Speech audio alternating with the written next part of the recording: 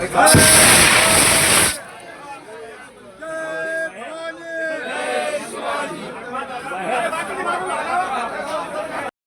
घे सर. थोडं मागे.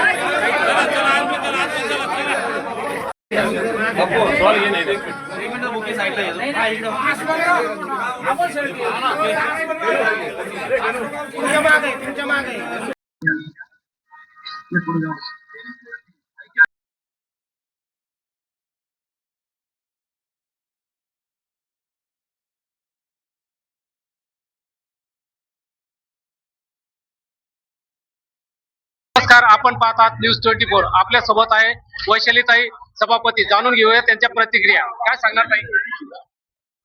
आदरणीय बापू साहेब, आदरणीय खासदार साहेब यांनी मला सभापतीपदी माझी निवड केली आहे. मी या भुमरे परिवाराचे मनपूर्वक धन्यवाद करते आणि पंचायत समिती सगळ्या मेंबरनी मला साथ दिली, त्यांचे मनपूर्वक धन्यवाद करते. पंचायत समितीच्या माध्यमातून तालुक्याच्या विकासासाठी आपण कोणत्या गोष्टीला प्राधान्य देणार आहे? स्वच्छता, महिलांच्या समीक्षा उपाययोजना काय आहे? बचत गटाचे नंबर. शिवसेनेचे उमेदवार तर जाणून घेऊया त्यांच्या प्रतिक्रिया. काय सांगणार? आज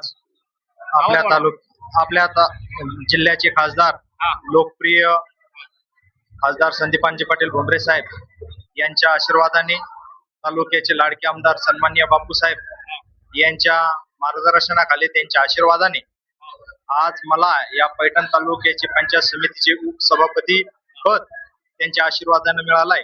त्याबद्दल सर्वप्रथम मी आमदार साहेबांचं आणि खासदार साहेबांचं लगाने पाटील परिवारातर्फे मनपूर्वक स्वागत करतो. सर्व पंचायत समितीचे सदस्य यांचाही मनापासून स्वागत करतो, आभार मानतो की त्यांनी जो काही माझ्यावर विश्वास टाकला, त्या विश्वासाला मी येणाऱ्या काळात कधी तडा जाऊ देणार नाही, एवढी आज आपल्या माध्यमातून त्यांना सांगू इच्छितो. येत्या काळात पंचायत समिती मार्फत कोणते महत्त्वाचे निर्णय घेण्याची अपेक्षा आहे?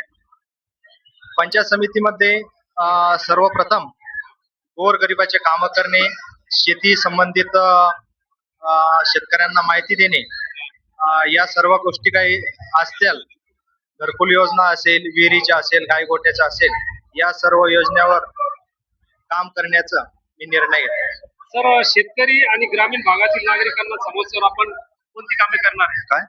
शेतकरी आणि ग्रामीण भागातील नागरिकांच्या समस्येवर आपण काम कसे करणार? सर्व शेतकऱ्यांचे वैयक्तिक लाभ असो, ग्रामीण भागातील सगळ्यात मूलभूत गरजा म्हणजे त्यांची कोणती असते, तर घरकुल योजना. या योजना त्यांना गायगोटे असेल, अशा अनेक छोट्या मोठ्या ज्या पंचायत समिती मार्फत योजना असेल, ते योजना आपण त्या मतदारापर्यंत किंवा गोरगरिबापर्यंत पोहोचायचं काम करणार. आता षष्टीचा उत्सव चालू आहे, तर जाता जाता आपल्या पैठण नावासियांना काय संदेश देणार?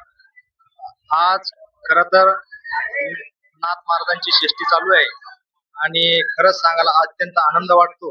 या पवित्र पर्व काळामध्ये आज साहेबांनी व बापूंनी आम्हाला या नाथ नगरीमध्ये जे काही मानाचं स्थान दिलंय, त्याबद्दल मी सर्वप्रथम पैठण तालुक्यातील गोरगरीब जनतेचं व सर्व जनतेचं मनापासून स्वागत करतो व तसेच येणाऱ्या सर्व भाविकांना नाथ षष्टीच्या शुभेच्छा देतो. एवढे बोलतो, माझे 2 शब्द संपवतो. जय हिंद, जय महाराष्ट्र.